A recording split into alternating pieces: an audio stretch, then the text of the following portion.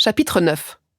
Rien n'est plus pénible pour l'esprit humain, après que les sentiments ont été ruinés par une succession rapide d'événements, que de retrouver le calme et l'inaction qui excluent à la fois l'espérance et la peur.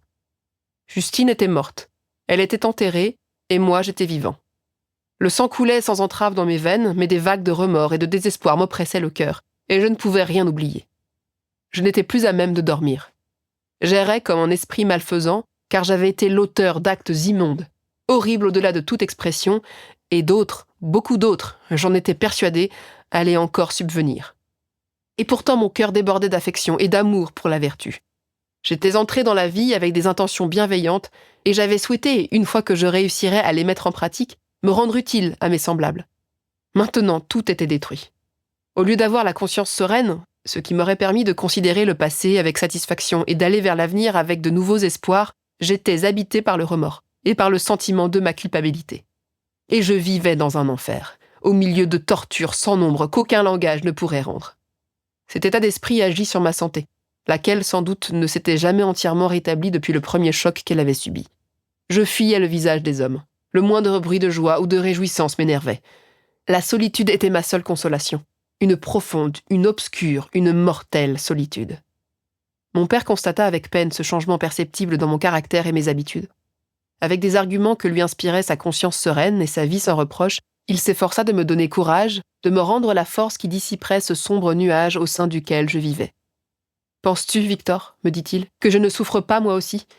Personne ne pourrait aimer un enfant autant que j'ai aimé ton frère. » Pendant qu'il parlait, ses yeux se mouillèrent de larmes. « Mais n'est-ce pas un devoir pour ceux qui survivent de s'abstenir d'augmenter leur chagrin en manifestant exagérément sa propre douleur ? C'est là en outre un devoir envers toi-même, car une peine excessive empêche tout apaisement, et même l'accomplissement du devoir quotidien sans lequel un homme ne peut pas vivre en société. » Ces conseils, quoique excellents, étaient totalement inapplicables à mon cas. J'aurais été le premier à cacher ma peine et à consoler mes amis si, à côté de tous mes autres sentiments, n'était pas venu s'ajouter le remords et une terreur alarmante. Maintenant, je ne pouvais que répondre à mon père par des regards désespérés et essayer de me soustraire à sa vue. Vers cette époque, nous nous retirâmes dans notre propriété de Bellerive. Ce changement était particulièrement bienvenu pour moi. La fermeture régulière des portes de la ville à 10 heures et l'impossibilité d'aller sur le lac après 7 heures avaient rendu fort désagréable mon séjour à l'intérieur des murs de Genève. J'étais libre à présent. Souvent, après que le reste de la famille se retirait pour la nuit, je prenais une barque et passais de longues heures sur l'eau. Et parfois, toute voile dehors, je me laissais pousser par le vent, ou alors, après avoir ramé jusqu'au milieu du lac, je laissais mon embarcation dériver et je m'abandonnais à de sombres réflexions. Quand tout était silencieux alentour, quand il ne restait que moi, comme créature inquiète au milieu de ce site si beau et si merveilleux, si l'on accepte quelques chauves-souris et quelques grenouilles dont le coassement rude et continu ne se percevait qu'aux abords du rivage, j'étais régulièrement tentée de me précipiter dans le lac afin que ses eaux puissent se refermer à jamais sur moi et sur mes malheurs. Mais j'étais retenue par la pensée de l'héroïque Élisabeth, que j'aimais tendrement et dont l'existence était fondée sur la mienne. Je pensais aussi à mon père et aux frères qui me restaient. Pouvais-je donc, par ma désertion honteuse, les laisser exposés sans aucun moyen de défense à la malice de la créature que j'avais moi-même déchaînée parmi eux ? Dans ces moments-là, je pleurais amèrement et je souhaitais recouvrer la paix afin d'apporter aux miens la consolation et le bonheur. Mais ce n'était pas possible. Le remords étranglait le moindre espoir. J'avais été l'auteur des plus effroyables turpitudes et je vivais dans la crainte quotidienne de voir le monstre que j'avais créé perpétrer de nouveaux horribles forfaits. J'avais l'obscur sentiment que tout n'était pas fini et qu'il allait encore commettre quelques crimes prodigieux qui, par leur énormité, effaceraient peut-être le souvenir des précédents. Tout était à craindre aussi longtemps que vivrait un être cher. La répulsion que j'éprouvais pour le monstre était infinie. Quand je pensais à lui, je grinçais des dents. Mes yeux s'enflammaient et je désirais avec ardeur détruire la vie que j'avais conçue comme un démon. En songeant à ses crimes et à sa perversité, ma haine, ma volonté de revanche n'avaient aucune limite. J'aurais même entrepris un pèlerinage sur le plus haut sommet des Andes, s'il avait fallu précipiter le monstre parmi les rochers. Je voulais le revoir pour le damner, lui crier ma haine et venger la mort de William et de Justine. Notre maison était la maison du deuil. La santé de mon père avait été fortement secouée par l'horreur des récents événements. Élisabeth était morose et abattue. Elle ne prenait plus aucune joie à ses occupations habituelles. Toute joie lui semblait un sacrilège envers les morts. Gémir, pleurer sans cesse, c'était à ses yeux les seuls tributs qu'il fallait payer à l'innocence détruite et bafouée. Elle n'était plus du tout cette créature heureuse qui, lorsque nous étions jeunes, se promenait sur les bords du lac et parlait avec ravissement de nos futurs projets. Le premier de ces chagrins qui nous sont envoyés pour nous détourner du monde l'avait frappée, et son obscure influence lui ravissait ses plus chers sourires. Quand je pense, mon cher cousin, disait-elle, à la fin pitoyable de Justine Moritz, je ne vois plus le monde et ses œuvres tels qu'ils m'apparaissaient auparavant.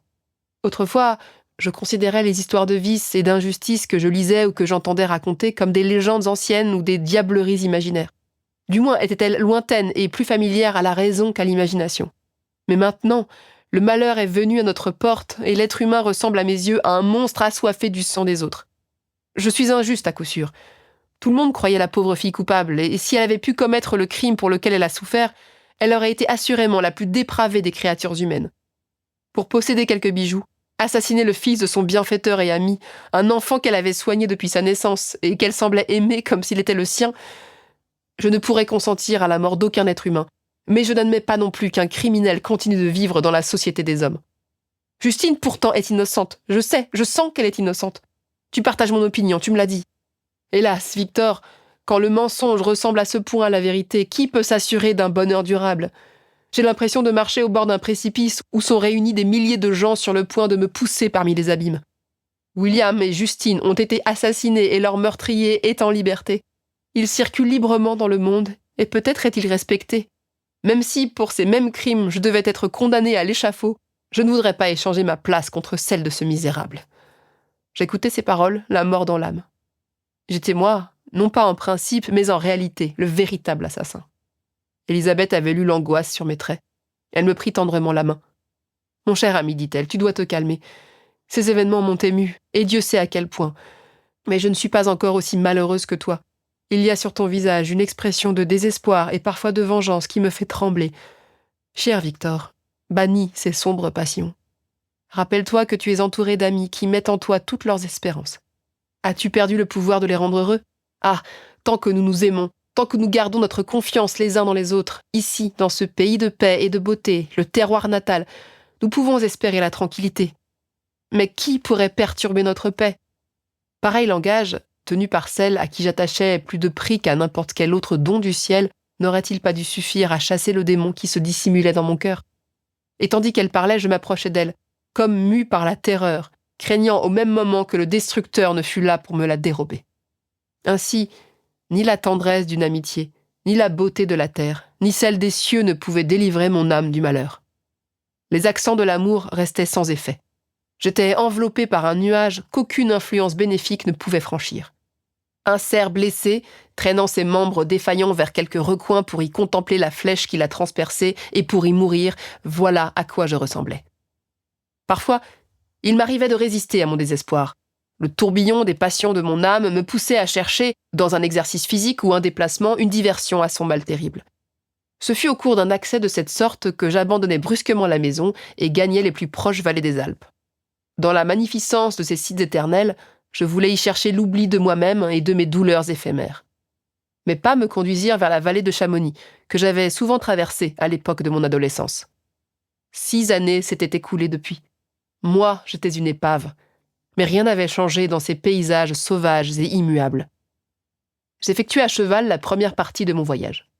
Puis, je louai une mule, la monture qui a le pied le plus sûr et qui circule le plus aisément sur les routes rocailleuses. Il faisait beau. C'était la mi-août, environ 2 mois après la mort de Justine, l'époque affreuse d'où dataient tous mes malheurs. Le poids qui m'oppressait le cœur s'allégeait au fur et à mesure que je pénétrais plus avant dans le ravin de l'Arve. D'immenses montagnes et des précipices m'entouraient de toutes parts. Le brouhaha de la rivière grondait parmi les rochers.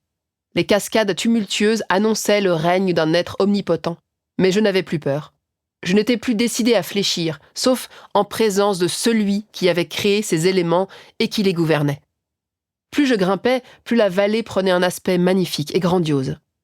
Des châteaux en ruine suspendus au bord des précipices, près des montagnes hérissées de sapins, l'Arve impétueuse, çà et là des chalets apparaissant parmi les arbres, tout figurait au décor d'une singulière beauté.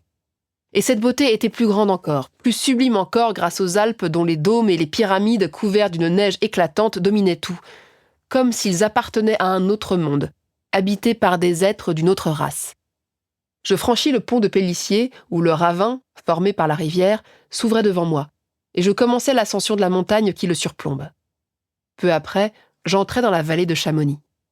Cette vallée est plus étonnante et plus sublime, mais moins belle et moins pittoresque que celle de Servoz que je venais tout juste de traverser. Les hautes montagnes neigeuses en forment les limites les plus proches, mais je n'y voyais aucun château en ruine, ni aucun champ fertile. D'immenses glaciers bordaient la route. J'entendis le roulement de tonnerre d'une avalanche et aperçus la fumée qui s'élevait sur son passage. Le Mont Blanc, le suprême et magnifique Mont Blanc, se dressait au-dessus des aiguilles environnantes et son extraordinaire sommet dominait toute la vallée. Une sensation de plaisir depuis longtemps oubliée m'envahit plusieurs fois durant ce voyage. Une courbe sur mon chemin, un nouvel objet aperçu tout à coup et identifié m'évoquait les jours anciens et ravivait les joies de mon adolescence. Le vent, avec ses accents apaisants, chuchotait des consolations à mes oreilles, et la nature maternelle m'invitait à ne plus pleurer. Et puis, de nouveau, cette influence bénéfique cessa d'agir, et je me trouvais enchaîné à mes chagrins, submergé par de tristes réflexions. J'éprenais ma monture, m'efforçant d'oublier le monde, mes frayeurs et par-dessus tout de m'oublier moi-même.